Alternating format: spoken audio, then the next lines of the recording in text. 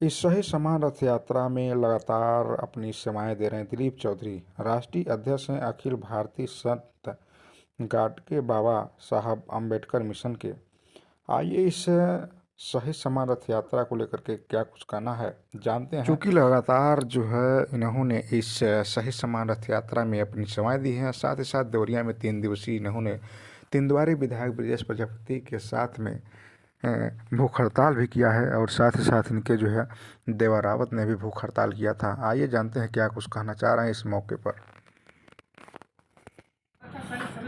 ये भारत देश है।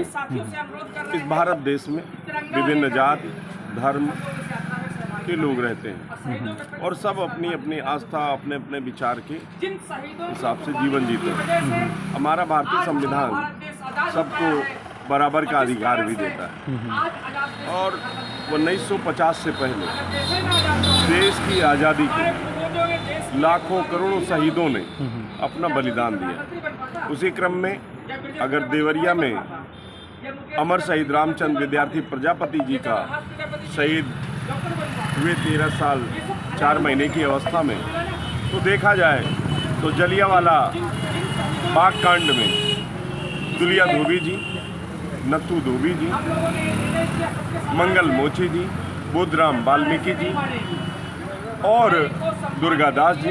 यही नहीं, आप देखें अगर महारानी लक्ष्मीबाई झांसी में अंग्रेजों से लोहा ले रही थी तो इस देश में वीरांगना झलकारी बाई कोरी जी का भी योगदान कम नहीं आंका जाना चाहिए।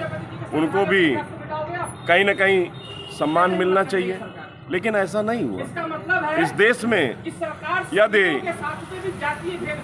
वीरांगना उदा देवी ने 36 अंग्रेजों को लखनऊ के सिकंदरबाग चौराहे पे गोलियों से भूना, बदले में अंग्रेजों ने उन पर गोलियां चलाई और वो शहीद हुई। यही नहीं, शहीद उधम सिंह सैनी जी ने जनरल डायर को मारने का इतना कड़ा संकल्प लिया कि उसको जाकर के इंग्लैंड के पार्लियामेंट के अंदर घुस करके उसको गोली मारा और मारने के बाद शहीद हुए। कहीं न कहीं मैं ये देखता हूँ इस देश में व्यक्तिवाद में चलता है, जात पहले चलती है।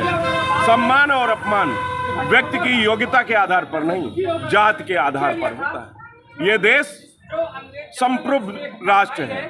यहाँ पर बाबा साहेब डॉक्टर अम्बेडकर का संविधान है और उस संविधान के तहत यदि हमें वोट का अधिकार है तो हमें जीवन के सभी क्षेत्रों में मौके मिलने चाहिए, भागीदारी मिलनी चाहिए।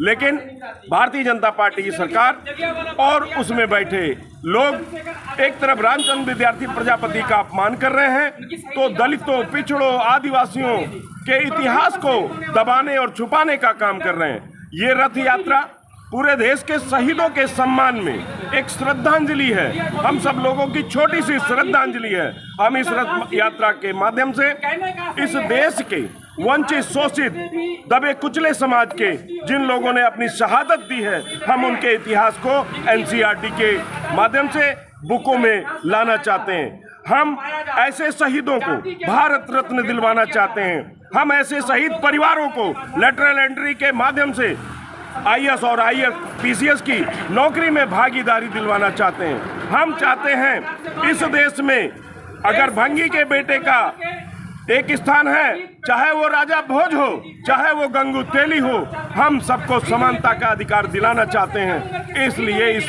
रथ यात्रा को जन जन तक पहुंचने का और इस रथ यात्रा के माध्यम से लोगों में पहुंचने का काम कर रहे हैं। और इसके माध्यम से हम सब लोगों का संकल्प है कि उत्तर प्रदेश के 75 जिलों में इस रथ यात्रा के माध्यम से सभी शहीदों के परिवारों को हम इससे जोड़ें और इस देश में दी गई उनकी शहादत को उनके घर घर पे पहुंचाने का काम करें। यही संकल्प हमारा है।